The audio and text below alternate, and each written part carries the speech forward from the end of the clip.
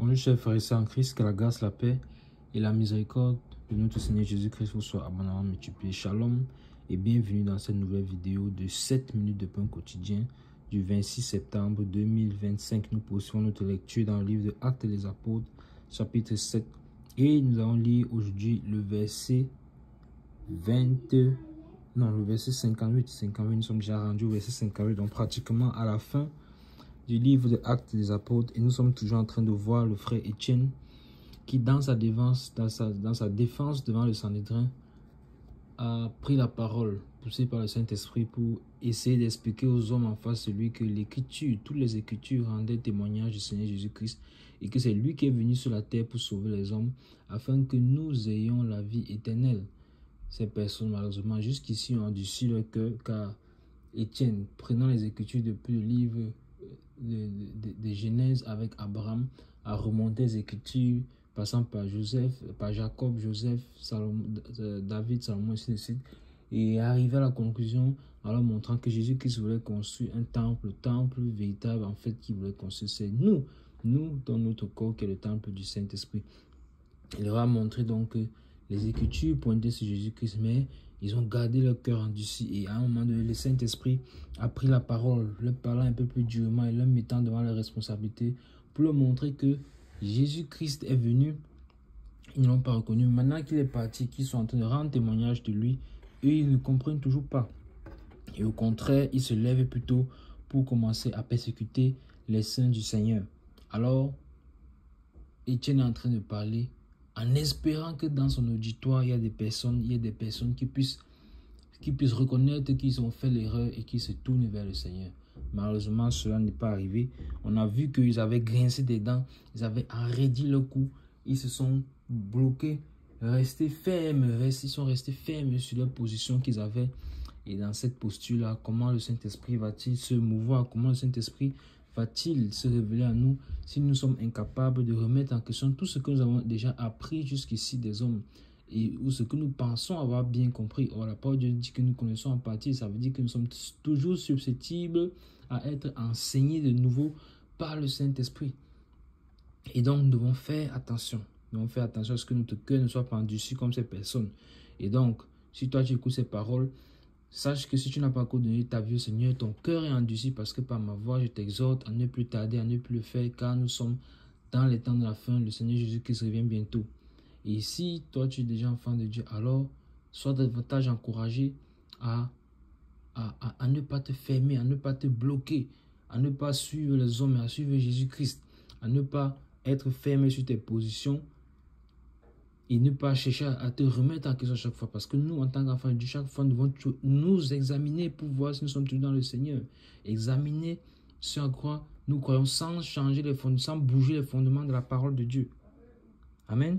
Et donc, nous voyons que Étienne ici est en train de leur parler, mais ils ont le cœur endurci, ils ont grincé des dents, ils se sont bouchés les oreilles parce qu'il leur a simplement fait savoir qu'il a vu Jésus-Christ. Le Seigneur a donné la grâce de voir les cieux ouverts. Il a vu Jésus-Christ debout à la droite de Dieu. Quel merveilleux témoignage ça a été pour nous, un encouragement, savoir que nous devons encore une fois de plus chercher le Saint-Esprit, chercher à être remplis du Saint-Esprit, chercher davantage à le connaître. Et Jésus-Christ, comme il est fidèle à sa parole, n'a pas dérogé à sa parole en disant que devant de telles situations, c'est lui-même qui prendrait le relais. Il a pris le relais et il a rempli le frère Étienne, il a rempli sa bouche. Et sa bouche a libéré les paroles qui procurent la vie. Nous verrons par la grâce de Dieu dans les vidéos suivantes si effectivement ces paroles a procuré la vie. Et je peux déjà vous dire qu'elle a procuré la vie. Et ce sera merveilleux de voir cela. Donc Étienne, un homme rempli du Saint-Esprit, avait déjà reçu le témoignage à plusieurs reprises, de plusieurs manières, qui était un homme plein de foi, rempli du Saint-Esprit, plein de sagesse. Et que ce soit également notre partage. Voici donc quelle a été la réaction de ces hommes. Dans la vidéo précédente d'hier, nous avons vu qu'ils se sont bouchés les oreilles, ils se sont précipités ensemble sur lui. Nous avons déjà vu clairement que s'il se précipite sur lui, ce n'est pas pour lui faire des câlins, c'est certainement pour lui faire du mal. Le verset 58 donc d'aujourd'hui, qu'est-ce qu'il nous dit? Il nous dit, il le précipitait sur lui, le traînait hors de la ville et le lapidait. Les témoins déposaient leurs vêtements aux pieds d'un jeune homme nommé Saul. Amen, amen, amen. Qu'est-ce que nous voyons, mes bien-aimés? Comme j'ai dit tout à l'heure, ils se sont précipités sur lui, pas pour lui faire des câlins, mais bien évidemment pour le lapider. c'est-à-dire pour le tuer, pour le mettre à mort. Sachant déjà que dès le départ, en le conduisant devant le Sanhédrin, qu'il a détourné le peuple des coutumes de Moïse, qu'il a enseigné des fausses doctrines, qu'il a blasphémé, c'était déjà, il savait déjà que la peine qui devait s'en suivre, c'était la peine de mort. Et tout ceci est parti simplement de la jalousie du fait que lui était rempli du Saint-Esprit. Alors, mes bien-aimés, nous ne devons pas jalouser nos frères, jalouser notre soeur. Nous devons rendre gloire à Dieu pour l'œuvre qu'il opère dans la vie de notre frère ou de notre soeur et non le jalouser. Et parce que la jalousie va finir par conduire à la haine et la haine va finir par conduire à la mort, c'est-à-dire au meurtre. Le Seigneur dit d'ailleurs que celui qui est son frère ou sa soeur est déjà un meurtrier. Amen. Et donc, je disais tout à l'heure que Étienne est en train de parler depuis, c'est le Saint-Esprit qui fait cela. Pourquoi? Parce que, comme je disais, son auditoire, il peut y avoir quelqu'un qui finit par se rendre compte qu'effectivement, Jésus-Christ, c'est le roi d'Israël, le Messie qui devait venir et qui vint. Alors, qu'est-ce que ce verset 58 nous dit? Ils l'ont lapidé. Mais là n'est pas le point central du message, parce que là, il a glorifié le Seigneur. Nous avons déjà vu cela, que lorsque nous mourons à cause de l'évangile du Seigneur, alors cela signifie que nous avons glorifié le Seigneur, nous avons glorifié Dieu. Et donc, dans ce cas, un poids éternel de gloire nous attend dans les cieux.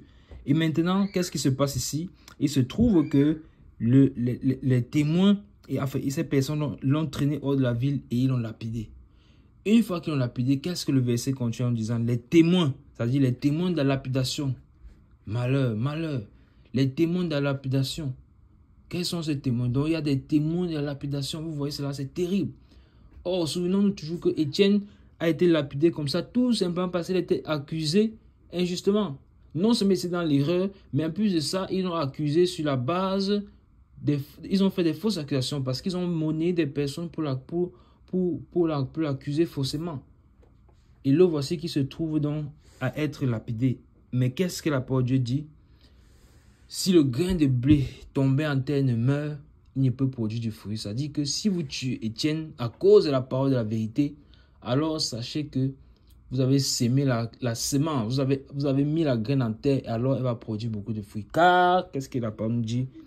Ils déposaient ces témoins-là, leurs vêtements au pied d'un jeune homme nommé Saul. Donc ça veut dire que Saul était celui-là qui a reçu les vêtements de ceux-là qui ont lapidé le frère Étienne. Donc certainement Saul était lui-même dans ce Sanhédrin. Peut-être il était dans ce Sanhédrin. En tout cas, au moins ce qui est sûr, c'est que lors de la lapidation, il était présent. Et qu'est-ce que vous voyez? Qu'est-ce que vous voyez, mes bien-aimés? La graine de semence dont a produit. Parce que Jésus-Christ, en mourant, alors qu'est-ce qui s'est passé? Satan croyait qu'il avait gagné, mais il ne savait pas que le salut devait être répandu et que plusieurs autres personnes, plusieurs autres saints, remplis donc de la présence de Dieu, dans le jugement de Jésus-Christ, devaient naître. Et de la même manière que le sang donc, du Seigneur Jésus-Christ a coulé pour multiplier, multiplier la semence, alors le sang d'Étienne qui se verse, voici donc Saul qui récupère les habits des témoins qui étaient là ce jour-là. Et nous connaissons dans la suite, car ce Saul, c'est lui qui deviendra l'apôtre Paul plus tard. Et voyez donc de quelle manière le Seigneur a utilisé l'apôtre Paul. Toutes les Écritures, la Bible, pratiquement tout le Nouveau Testament, c'est lui qui l'a écrit. Voyez donc comment Dieu fonctionne, voyez les plans de Dieu. Chaque fois que l'ennemi pense qu'il a déjà vaincu, qu'il a déjà atteint son objectif, alors Dieu se glorifie toujours. Alors j'aimerais t'encourager, si tu expérimentes l'abattement, si tu es abattu, si tu es affaibli, si tu penses que l'ennemi a tout fait pour nuire à ta vie, tu as un sujet de prière que tu tiens devant le Seigneur depuis longtemps, alors ne baisse pas les bras. Parce que quand l'ennemi pense qu'il a déjà vaincu, c'est là où le Seigneur se glorifie. Car qu'est-ce que l'apôtre Paul justement lui-même dira plus tard? C'est dans ma faiblesse que je suis fort. Pourquoi? Parce que c'est dans ma faiblesse que Dieu se glorifie. Quand je suis faible, c'est alors que je suis fort. C'est alors que je suis fort. Alors sois encouragé, mon bien-aimé. Sois encouragé, ma bien-aimée. Ne baisse pas les bras. Ne baisse pas les bras. Étienne a payé le prix le plus élevé. Il a payé de sa vie pour répandre l'évangile. Il n'a point douté. Il n'a point flanché. Il n'a point régné le Seigneur. Et à cause de cela, il a reçu un point éternel de gloire. Et l'évangile a encore davantage été répandu. À tel point que ce n'est pas la mort d'Étienne que l'apôtre Paul. L'apôtre Paul va être saisi par le Seigneur. Parce que souvenez-vous que lui-même, l'apôtre Paul se considérait comme le moindre des apôtres. Pourquoi? Parce qu'il savait qu'il a persécuté les saints. Parce qu'il savait que lors de la lapidation d'Étienne, il était présent. Donc vous pouvez imaginer le poids qui était sur sa conscience. Vous pouvez imaginer cela. Mais gloire soit rendue à Dieu qui fait toutes choses bon dans son temps et qui a un plan toujours merveilleux pour chacun d'entre nous. Alors, le Seigneur a un plan merveilleux pour toi. Le Seigneur a un plan merveilleux pour moi. Pour toi qui ne connais pas encore le Seigneur, qui n'a pas donné ta vie au Seigneur, le Seigneur a un plan merveilleux pour toi. Et c'est simple de venir à lui pour entrer en possession de ce plan merveilleux, cet héritage. Alors, tu te répands de ta vie passée, tu donnes ta vie au Seigneur, tu le reconnais comme Seigneur et Sauveur, et tu proclames de ton cœur qu'il est Seigneur et Roi de ta vie. Tu reconnais son œuvre manifestée à la croix. Et c'est ainsi qu'en te faisant baptiser au nom de Jésus-Christ de Nazareth, tu reçois le pardon de tes péchés et la vie éternelle. Soyons encouragés. Que la grâce, la paix et la miséricorde de notre Seigneur Jésus-Christ vous abondamment multipliés. Nous arrêtons là pour juste, c'est tout pour les 7 minutes de pain quotidien ce jour. Amen.